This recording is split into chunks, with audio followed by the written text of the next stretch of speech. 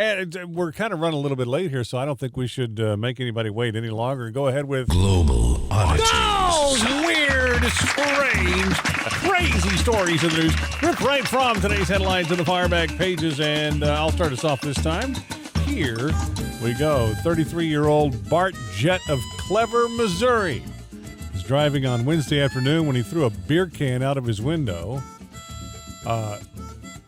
Not being so clever, he threw it right in front of some cops, which led to a very bad thing since he had a mobile meth lab in his back seat. He was hit with several drug charges, but at least they didn't. They kind of gave him a pass on the littering thing. We'll ignore that. Let's talk about the meth lab.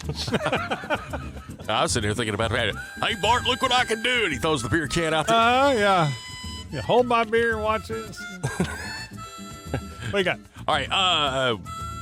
15-year-old kid broke into his high school last week to hack their computers and change his grades. That's not good. Yeah, well, when he couldn't, he hit the computer lab. He set the computer lab on fire.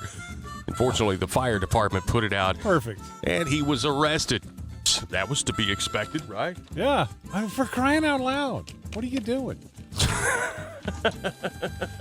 I can't change my grades, so I'll burn it down. That doesn't make any sense. He's got some anger issues. I guess. And finally today, the local press didn't give Franco's age or say what was wrong with him, but somehow Pope Francis found out that he was sick. The Pope Francis. And this happened somewhere in Italy. I'm not sure exactly where. But anyway, Franco Rabuffi is the guy's name. So the Pope did something that popes just don't do.